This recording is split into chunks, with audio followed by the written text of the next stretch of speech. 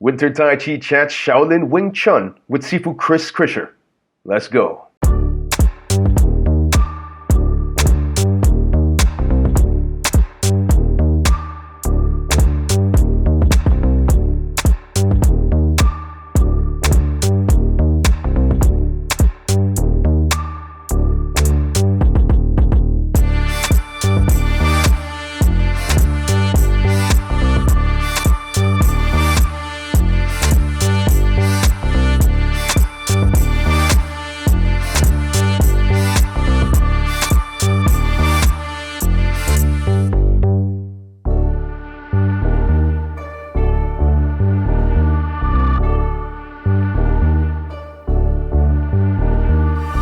Hey guys, welcome back to the channel, and before we get started, don't forget to hit the like button, hit the subscribe button, and hit that bell icon so you can be notified of future videos.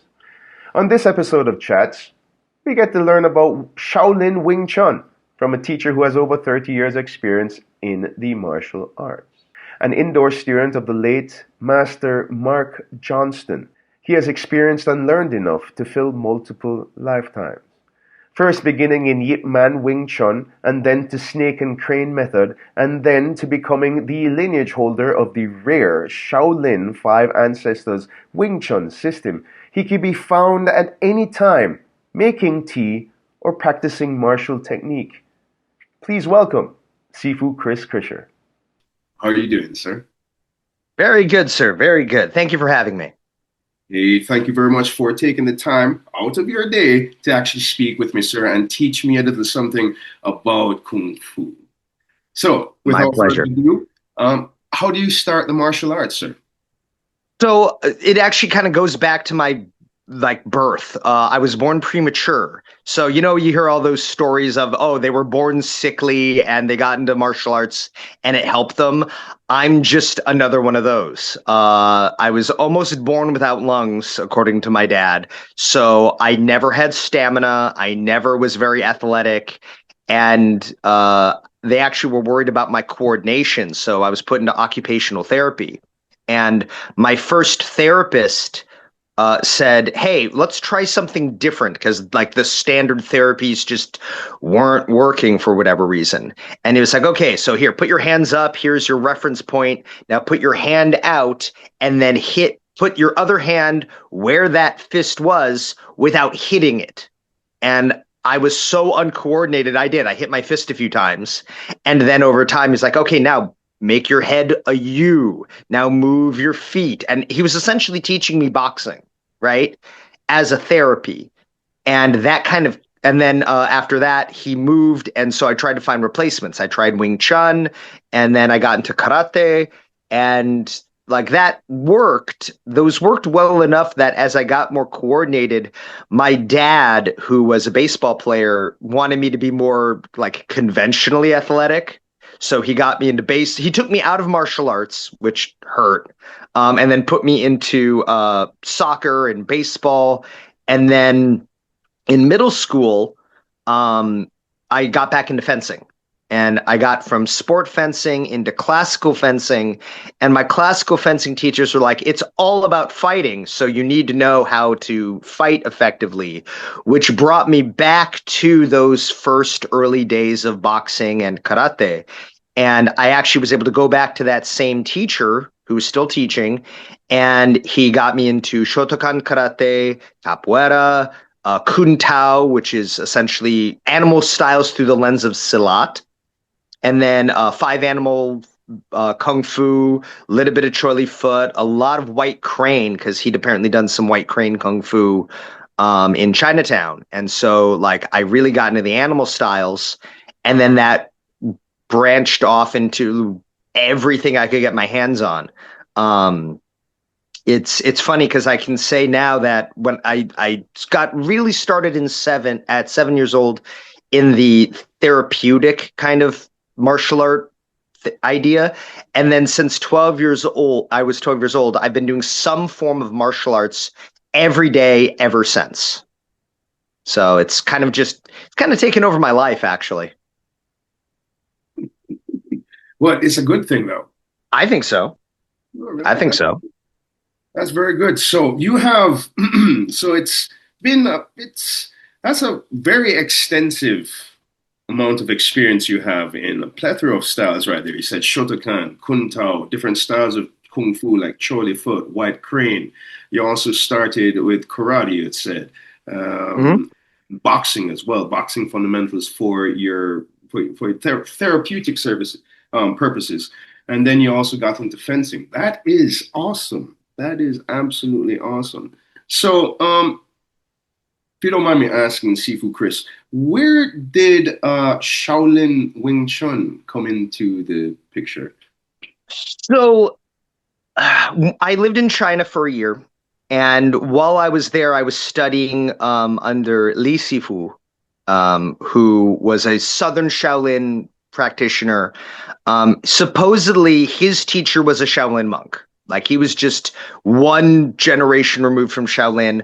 I don't know if that's necessarily true. I couldn't like verify that in any way. But he said he was like going to make me his lineage holder.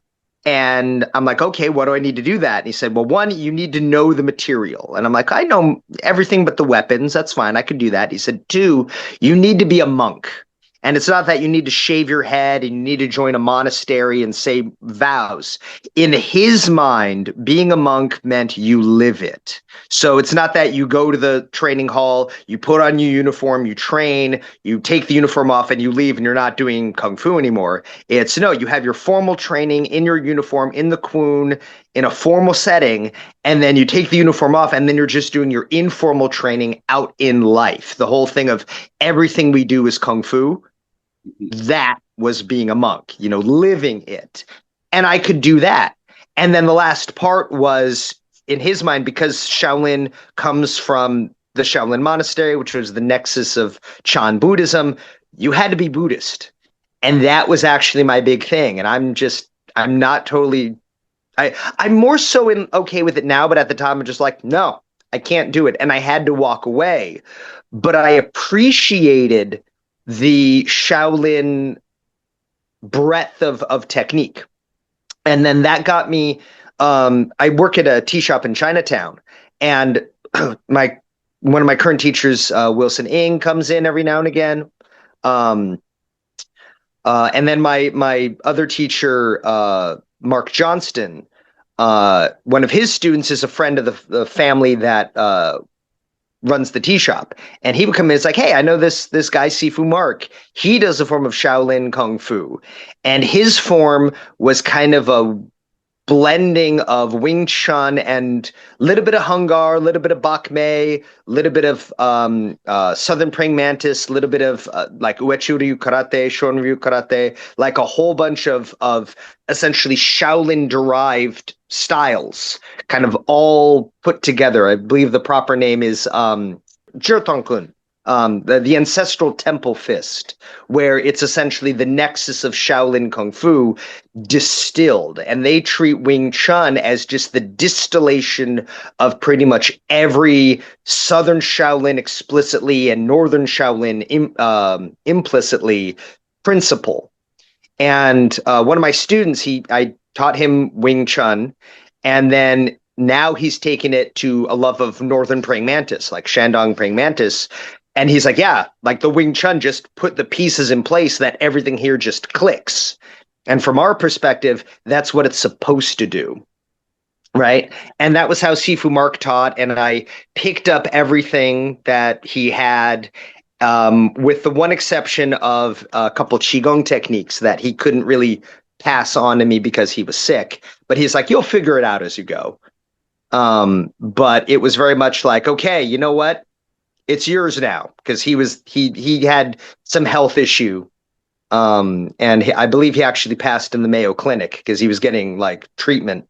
And, he's like, I acknowledge you as Sifu. All this is yours. Just bring in that chain whip set, because I like that chain whip set, and make sure you grow it. And he gave me that challenge, that directive of expanding the system. And now it's kind of been I got into kung fu, like sporting kung fu, more because I felt I had all the technical requirements, but I didn't have the community to be able to build what I needed, either to spread it or to have it in context. So, like the Wing Chun that we do is kind of different from others. For example, the traditional, and I don't want to say traditional because I think tradition differs from lineage to lineage. The mainstream method is Silum Tao, Chum Q, and Bill G.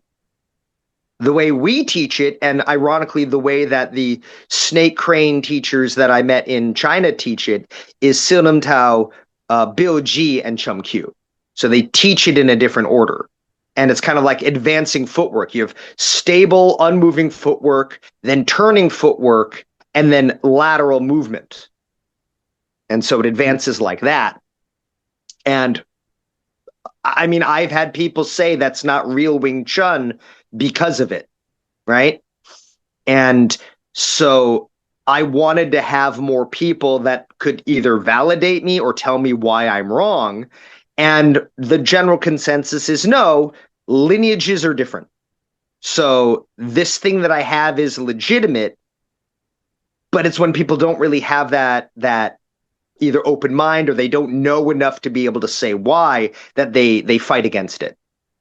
So that style of I don't want to say style. I want to say that theoretical framework of Kung Fu has come to kind of dominate the way that I look at Kung Fu in general. And so we were talking a bit about it earlier, but just laying it out there, there's like the 5 elements: earth, wood, water, fire, and metal.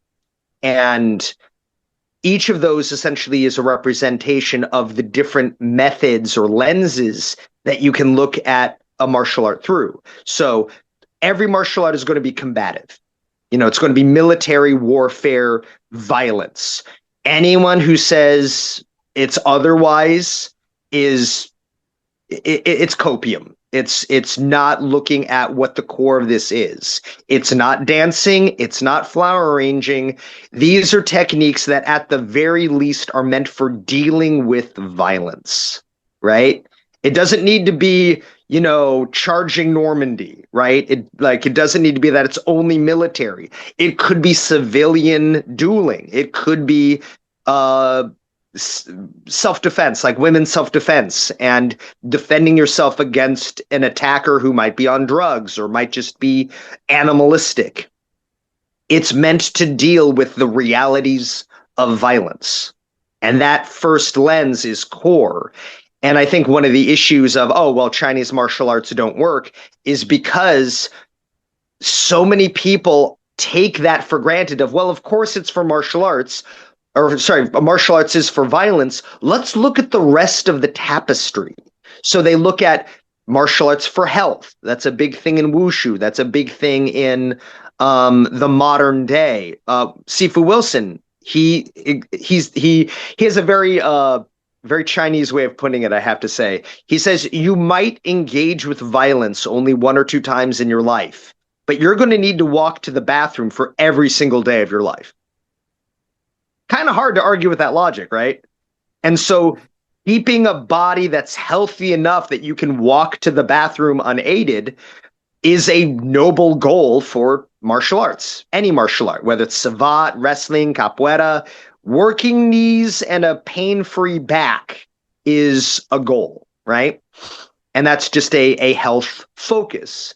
But then there's also the transcendent focus, meditation, spirituality, the fact that if you're going to deal with that high level of violence, you need to be ready to either die or kill and be ready to deal with those consequences. You know, you need to be ready to deal with blood on your hands. And that, I think, is something that a lot of sport, martial arts of any kind don't really want to look at. My boxing teacher, Steve Ferreira, he was very much, you won't really understand boxing until the blood starts flowing. When people start bleeding, that's when it's really boxing. But granted, he was also a bare knuckle boxer, so, you know, maybe a skewed perspective. But that's a matter of mental fortitude and for lack of a better term, spiritual strength that is inherent to high-level martial arts and really kind of necessary. If you don't mind a quick tangent, my dad died of pancreatic cancer, and I held him as he died. And it's funny, as he passed, I took care of it. I helped wipe up the blood and, got the family. It's like, hey, dad just passed. Call Aunt Andy Ann, call my brother Michael, my nephew. And I did all that. And then after I hung up the phone, I just sat with, if I hadn't been preparing to witness death since I started martial arts, if I hadn't put in that spiritual work, for lack of a better term, it could have really screwed me up. Like we're not wired. We're not designed or built or evolved to deal with watching someone we love die, right? And the martial arts, the traditional martial arts, martial sports, different thing, but I think it's weaker for it, is looking for building a person that's ready to face death and maybe not come out unscathed, but still maintain sanity, right? Like, I feel like we see that in a lot of popular culture where, someone witnesses death and they go weird, they lose something, they get unhinged, because that's not something we're really built for. But martial arts is the process of building yourself up to deal with that really harsh reality. And then, related to that, you have that okay, what happens if I die?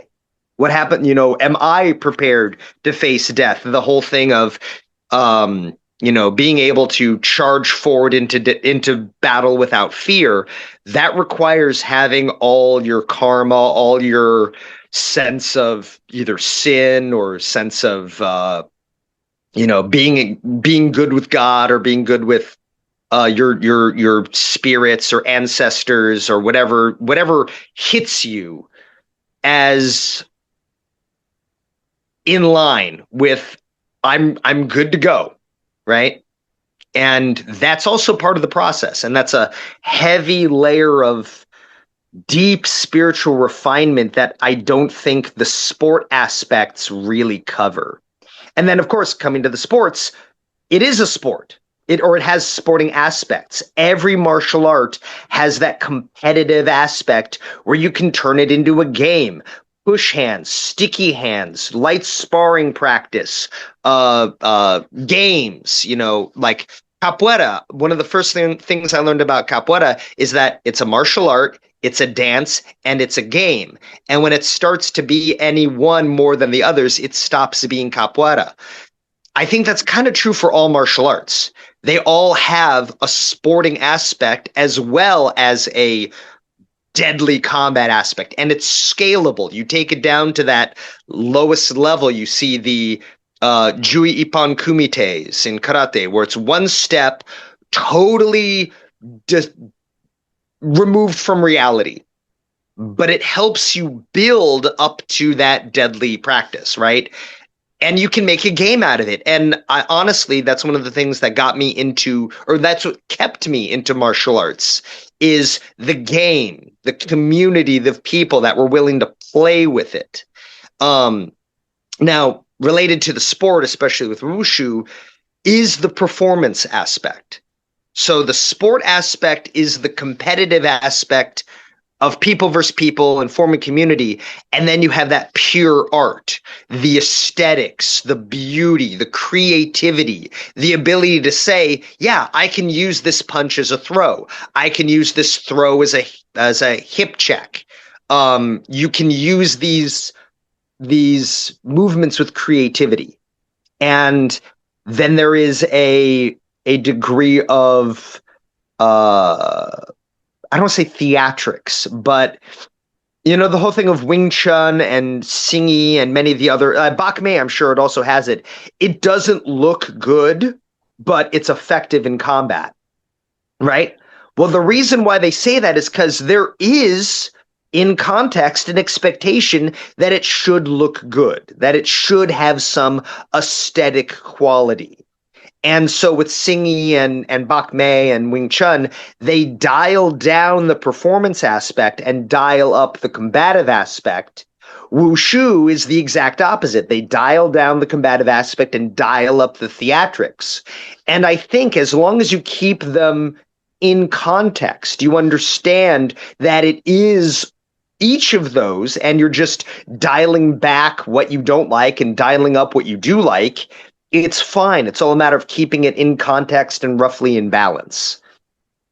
And so our system, and really I think Kung Fu in general, has those lenses, but then each lineage just says, well, here's our lens. Here's what we emphasize. And so like every martial art can be good for fighting, but it can also be beautiful and artistic and theatric. I actually saw, I was doing a master's demo at the Tamazaki tournament earlier this year, and I did a set I created. And that was just, I took the Xingyi chicken that I know and the staff that I know, and I put them together. That's basic artistry, And then Ken Chun, who's the guy who's kind of running the San Francisco Bay Area Wing Chun, like he's a good guy, knows his stuff, and he did a beautiful 2 wooden dummy demonstration. So he did the wooden dummy, but he was going between the 2 different dummies, and that is also creativity and art. And my biggest concern is that a lot of people feel like because it has to be one way, they're willing to dial down the art for something that's very sparse, very Spartan, and losing a lot of flavor. And for bringing it back to your question of what I try to do with my Wing Chun and my general art is keep those 5 elements alive and in context. So if you want to do more competitions and you want to emphasize that sporting aspect and artistic aspect, I'd say that's fine, but don't forget to keep yourself healthy, keep your mind and spirit healthy, and remember the applications. Like you can dial those others down and dial up those too for you. I don't think that's wrong, but don't lose the forest for the trees. That makes sense. That makes exact sense. So you know what, Sifu Kris, I have to thank you very much because you answered my whole second question without me even asking it. So thank you very much. Shaolin Wing Chun. But let me just recap to see if what I understand is correct. So Shaolin Wing Chun, especially your lineage of Shaolin Wing Chun, it's really Wing Chun that has that Shaolin, I won't say flair, but it's comes out of the Shaolin temple. And instead of it being like it's taught in a different order than what, say, I don't want to say conventional Wing Chun, but more popular Wing Chun, like say Yip Man Wing Chun or so. I'd say mainstream. Mainstream. Okay. All right. No problem.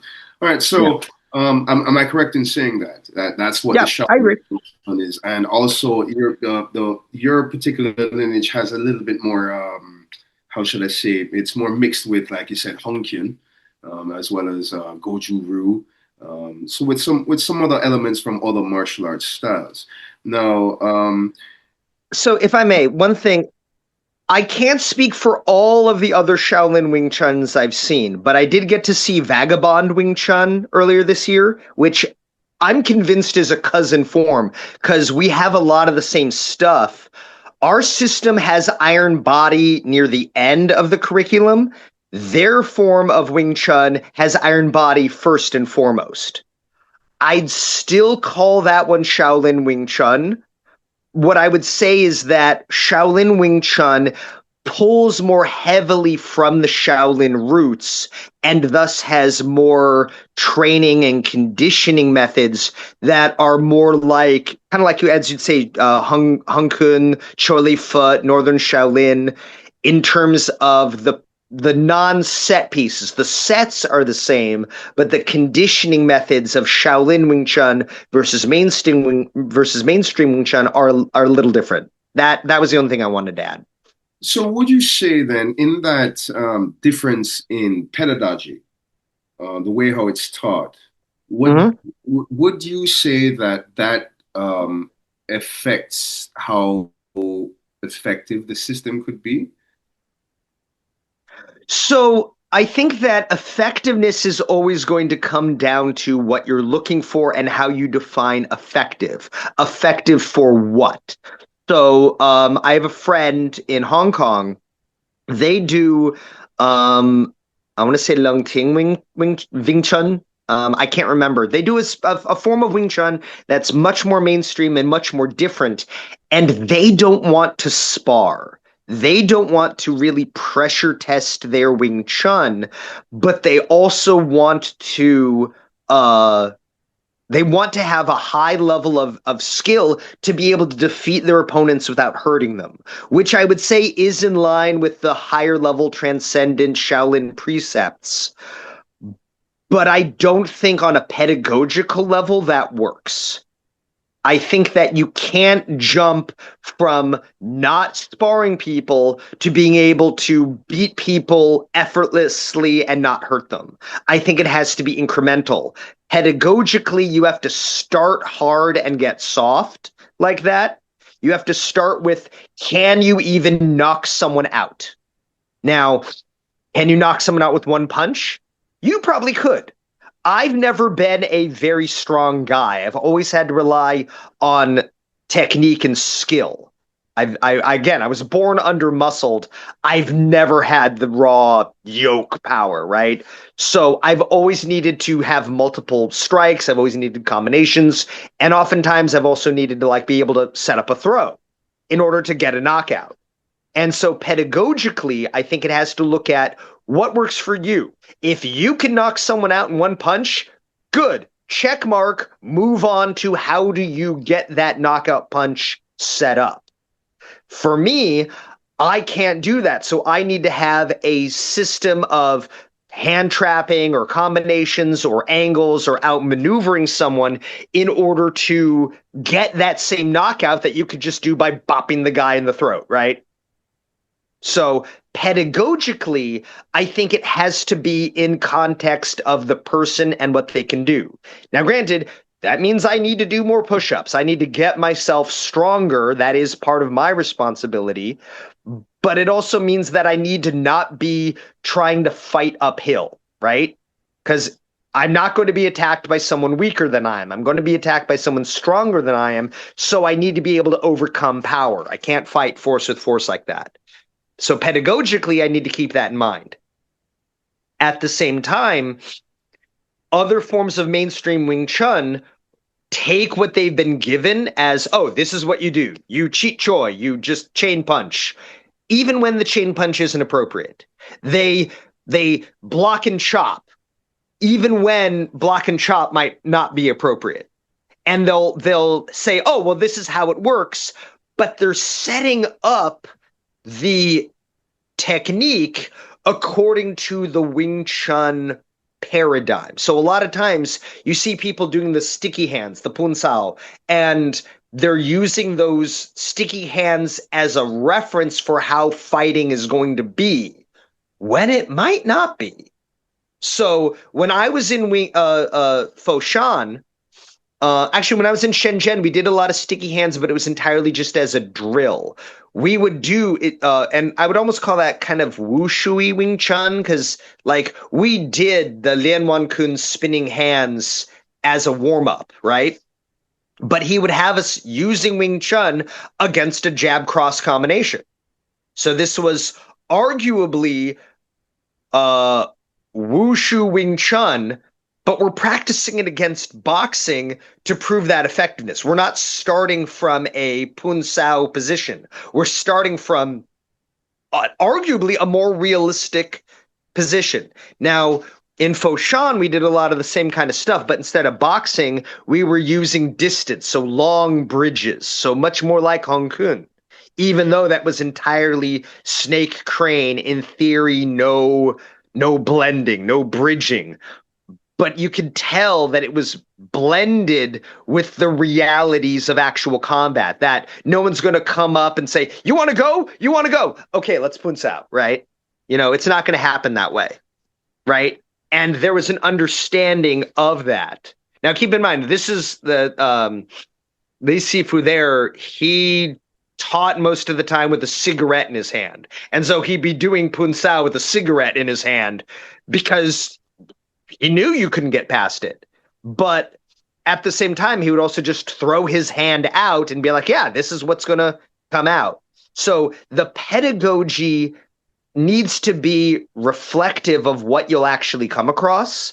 And I mean, I'm not going to say our system's perfect or my teaching is perfect. I don't think anyone's perfect, but we try to keep that in mind.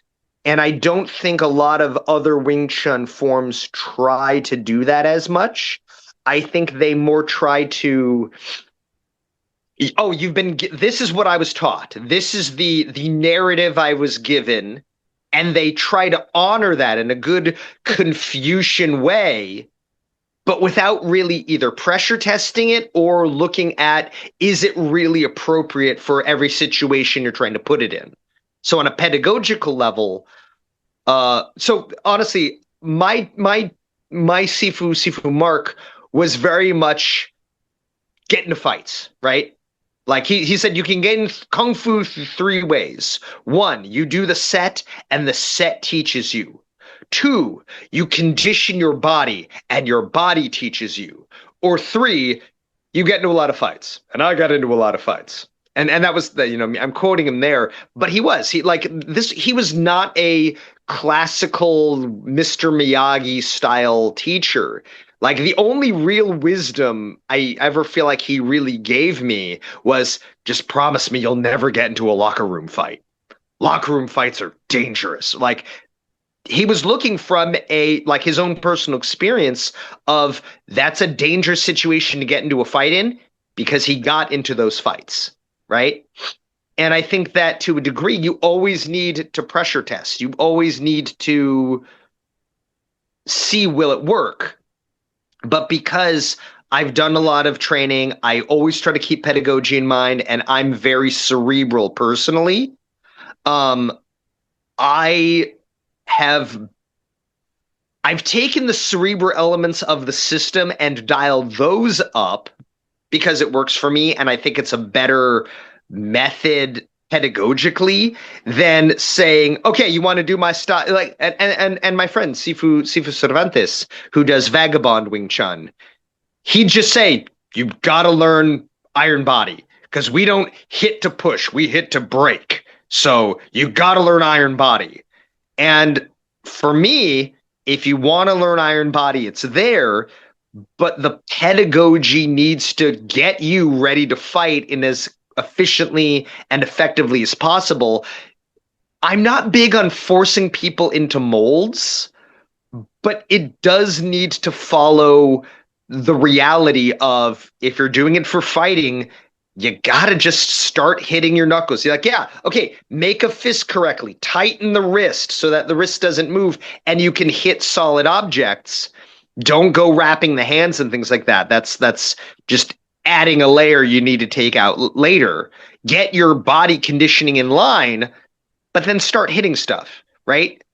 That said, if you want to do it more for sets, if you want to do it more for competition, like my student Paul originally was just interested in doing Chi Sao, and I taught him the sets to give him Chi Sao vocabulary.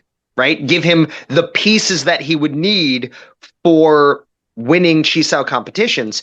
And he took silver in his first tournament at the advanced level. I think, yeah, it was intermediate, advanced, and then expert. Yeah, so he was at the advanced level, and he took silver in his first tournament only knowing Sinum Tao. Right? because I gave him the vocabulary and he put in the work. Putting in the work is the other part of it. You always have to put in the hard work. And I think in a lot of cases, and especially in China, what I saw in China is that they'll teach it, but they implicitly expect you to train without really telling you. And so the fact that I would there and I would practice it and I would do it, at one point, Li Sifu got kind of angry and I could tell he was yelling. And the only reason I knew he was talking about me is because he said Weigoren, foreigner. And the gist of it is like, why does the foreigner care more about getting his kung fu right than you do? Right? He was kind of, I don't want to say he was shaming his other students, but I put in the work and I saw a lot of people kind of half-assing it. Right? And I think that's not something unique to Wing Chun. I think you'll find that everywhere in every school if they don't enforce discipline. But pedagogically, you have to I don't want to say you have to instill a work ethic, but you have to be clear. You can't just do the set and magically get it. You have to do it and then internalize it. And pedagogically, you have to set that up ahead of time. You have to set up here what's your goal and then build how do you get to that goal.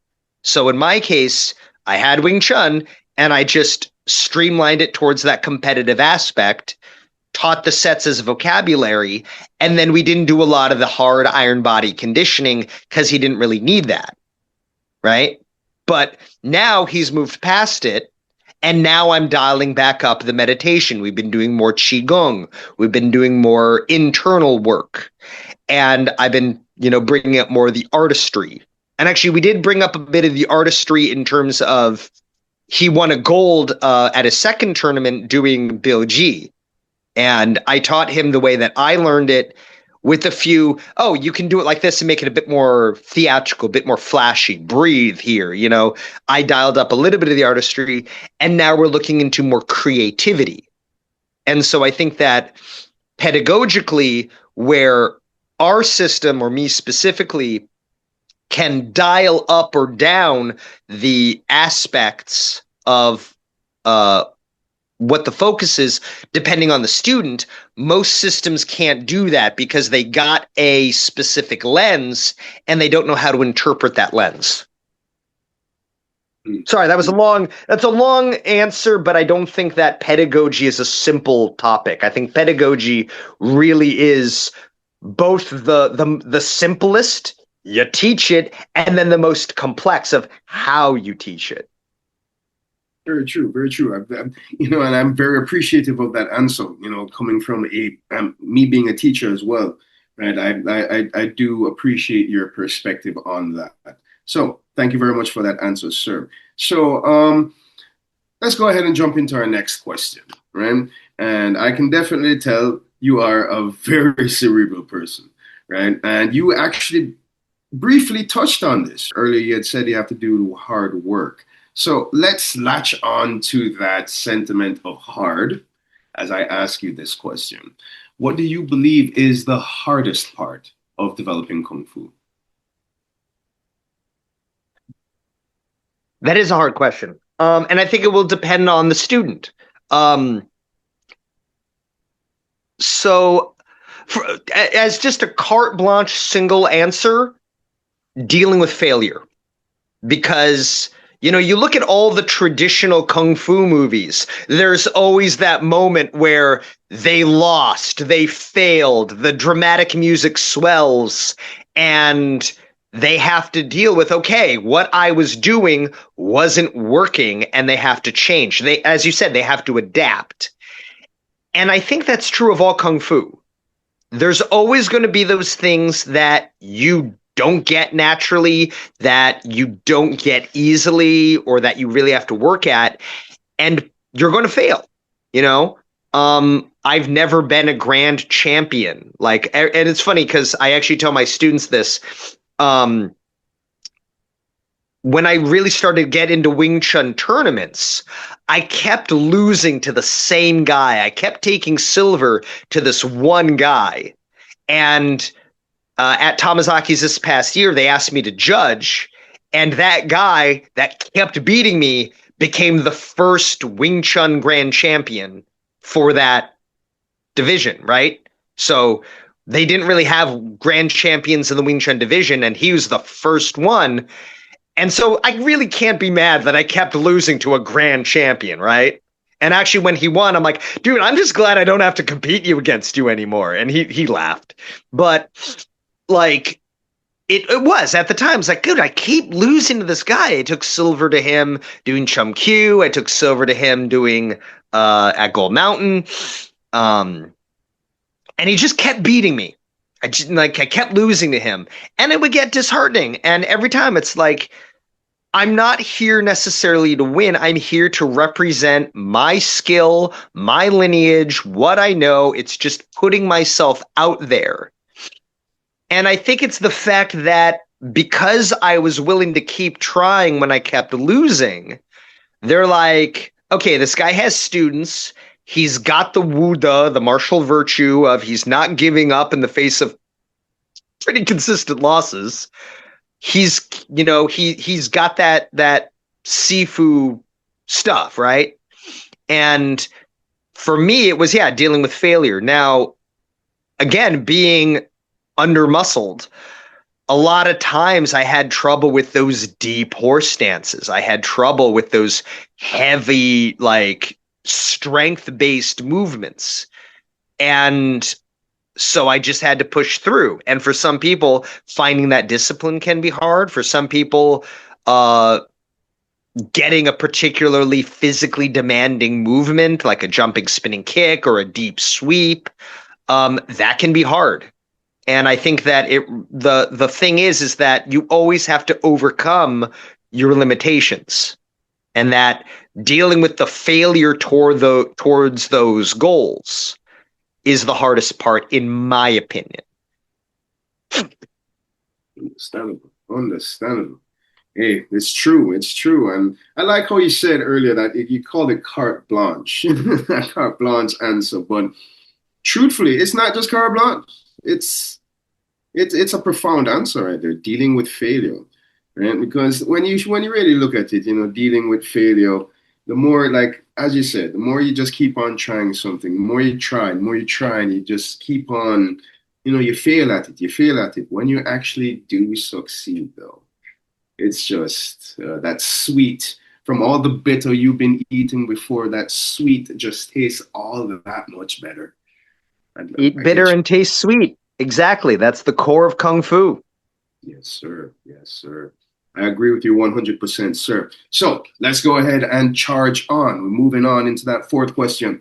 So, seeing as how that you have extensive training and extensive experience in a plethora of martial arts, sir, I must ask you, how has all of that martial training influenced your life? How has it? It's made me incredibly reclusive, and I have no friends. No, honestly, that's the hardest question for me, because I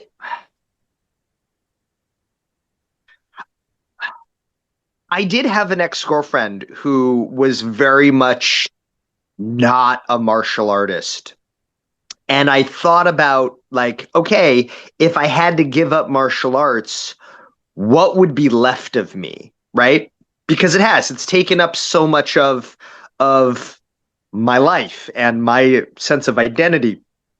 And again, bringing it back to that transcendent and meditative aspect of Kung Fu, it almost becomes philosophical of who am I without martial arts? And in that way of even dealing with that question, that philosophical musing is still kind of martial. And so it's like, in a lot of ways, I have a harder time thinking of a part of my life that hasn't been affected by martial arts. And it's funny, because for a long time, I was just the martial arts guy. A friend who was really big into The Office was like, dude, you're like a cool version of Dwight, right? And it very much is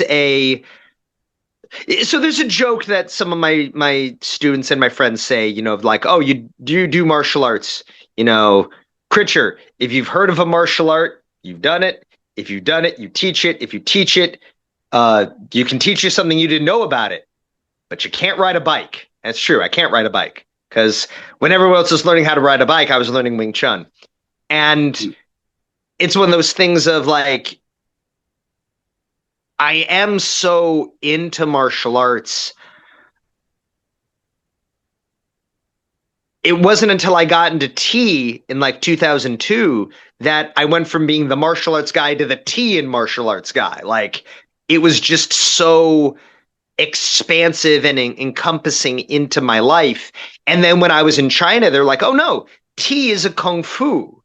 Just as martial arts are skills acquired through time and hard work, tea is a skill acquired through time and hard work. So separate, like, you can't even separate tea and martial arts. They're still considered cousins in traditional Chinese thought, right? And I feel like the tea thing is a big part of it. The kinesiological appreciation of what my body can do is a big part of it, and then give me a stick or a piece of chain and all of a sudden, spear work and chain whip work is coming out. Like, it's become a part of my body, right? Like, it very much is. Okay, so actually it just struck me right now. So what got me into tea was actually that my first martial arts teacher said you can't understand a martial art till you understand the culture that spawned it. And because I was doing judo and Shotokan karate at the time, he said do bonsai trimming, poetry, and tea. So, and I did. And the Japanese tea form is like learning how to relax by having someone twist your arm and yell "relax" in your ear. So I didn't really appreciate that method, but it definitely reinforced the cultural context of Japanese culture is very hierarchical. It's got the belts, it's got the grades. And just like, it's better to die with honor than live in disgrace, better to have a bad cup of matcha than a good cup of any other tea in that context, right? And then he was like, okay, well, it's like, oh, you don't like Japanese tea? Well, karate originally came from Okinawa. They got other stuff from China. Do calligraphy, Chinese lion dancing, and tea. Tea was a common denominator. And again, I went to college because they had a lion dance team. But it was appreciating the cultural context via martial arts was a really big thing for me. So it's like, why is Kung Fu so varied? Because each province in China has its own culture, right? It's culturally focused. So now that I think about it, I think the biggest thing I got is the appreciation for cultural context, that every martial art is a distillation of a cultural context because that's how they deal with violence. The whole thing of capoeira being that Afro-Brazilian slave context versus karate and jiu-jitsu being the samurai elite class ritualized method of war, right? That each one of those is that cultural expression of this is how we fight. This is how we as a culture commit violence or deal with violence. It's a distillation of those cultural concepts. And now that I think about it, I think that's the biggest thing. I actually hadn't thought about it until I was talking about it right there, but I think that's the big distillation. And honestly, speaking, Kris, I appreciate the working out of that thought right there. And the way how we boiled that down, we as if I'm really part of it. No, that whole thought process was yours, and how you literally boiled it down to the appreciation of cultural context. That's brilliant. That's absolutely brilliant. And the way how you worked it out, how you spoke about how you worked out, how you're working through Japanese martial arts at the time, and then for context went into Chinese martial arts after. And it was funny with both. You said T on both. You're working on Japanese martial arts, I said T. Then martial arts from China, well, T as well. So these are, I mean, of course, there are two aspects of both cultures that are huge, you know. Right. But I do But love it's a that cultural context, right? It's the cultural context that holds martial arts a certain way and tea a certain way, and that culture is going to affect them both in the same way. But no, I would include you in that because I wouldn't have thought about it until you asked it. You asked the question, and I got to that answer because it was a give and take of energy. And I think that's how we discover things. Is I give you a question, I throw a punch at you like this, and you're like, oh, how do I deal with that? That's the give and take that I think is at the core of martial arts. 100% agree with you on that one too, there, sir. So, Sifu, let's go ahead into another question that is very cerebral. Well, all of these questions are anyway when you really check it out, right? So let's put it this way: if you could teach the new generation of martial artists only one thing, it could be technique, it could be philosophy. What would it be? Oh, that's hard. That's hard. I mean, see, and for me, again, pedagogically, I want to keep in mind that everyone learns different. Some people are auditory learners, some people are kinesthetic learners. On the one hand, there is that, there are those five elements, look into each of those five elements and, look at your art combatively, artistically, medicinally, spiritually, combative or competitively or socially. I feel like those are each things that have a lot of good depth, and you can really learn a lot about your art, kind of like with Jeet Kune Do. Like Jeet Kune Do is those five attacks, and finding your method of each of those attacks, I think it's an important part of the learning process. But I also feel like what is that learning process that really boils down to playing with the technique, playing with the situation. And it's like you don't learn by, oh, here's a move and here's the answer. You can do that, you can drill that, but you don't really absorb it, I think, until you play with it. So I think if it's not that 5-element pedagogy, which it's good and it's high level in my opinion, but it's also complex. I feel like I could write a book on it and pass that down. And unless you already have a good deal of martial, like I feel like that's like a high level thing. Like you need to be a high level practitioner to really get the most out of that. I don't think you can give, I mean, maybe you could give a brand new martial artist those 5 elements and that leaves a great framework.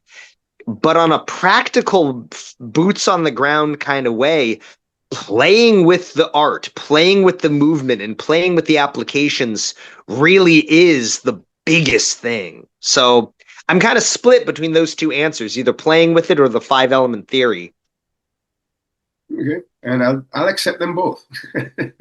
Cool. Take the edge off me. Right, because see, the thing about it is just like how we had said earlier, there is no one right answer, right, to that question. Right. Really, there isn't. So I'll accept the both of them. I will. So, Sifu Kris, we've come full circle. We're coming up into our 6th question. Last, how can you be contacted? I've got my email. The old name for the school was it's the 3 Jewels Martial Arts Academy. So it's THREEJEWEL. Is there an S? So 3 Jewels MA at Yahoo. And I'm always happy to discuss. I'm always happy to answer questions. I'm a haven of random martial arts information, so I'm always good for conversation and just theorizing, any level. All right. So, do you have any social media profiles so anybody can get in touch with you on that Facebook? I have a Facebook, just Kris Kritscher. Same thing. You'll see me in my Shaolin monk robes. I don't have Instagram yet. Gene, Kisu Stars. Yes, yes. Yeah. So Kisu has been on me for months to get an Instagram, and I just haven't. I just don't have. I don't know. It just maybe I'm just getting too old now. I just don't see. I mean, if it comes up, yeah, it'll probably be something like either Three Jewels or just my name. I'm not that savvy on it. I don't want to say I'm not technologically savvy, but I'm also just big on just simple authenticity. I'd rather, hey, let's talk martial arts and have tea than making a big formal thing out of it. But maybe I'll make an Instagram. Maybe this is what's going to inspire me to make an Instagram. I had actually forgotten this earlier, but the fact that you just spoke about Sifu Kisu, it just jogged my memory. And I Sifu Kisu in my second season, and it is through him that I got to interview another Sifu by the name of David Wei. And coincidentally, this is the reason why I wanted to ask you, because you two are both very big on tea, right? So I remember when I did a podcast with him, he was telling me about the tea club that he runs and so on like that. So you guys are both in California, so I wanted to know if you guys knew each other around. We do. In fact, the first time I met him was at Kisu's Fifth Son staff class. He was doing a clinic, and I didn't know he was into tea, but I gave him a basket of 40-year-old pu'er black tea, heicha, and he loves it. He loves it. I saw him at Gold Mountain earlier this year, but yeah, we're so close, but we're like ships passing in the night. We just keep missing each other because we're both so busy, but he's an amazing guy. We're both very much into the old pu'ers, bolecha. No, yeah. I need, what? Thank you. I'll reach out to him because he was actually going to have a group come in and we were going to do a tea ceremony at the tea shop I work at, and it just didn't happen. But it's like every time we make plans to see each other and then we just miss each other. I understand that. Things like that happen. And in Jamaica we have a saying, right? If we make plans and they fall through, later will be greater. Yep.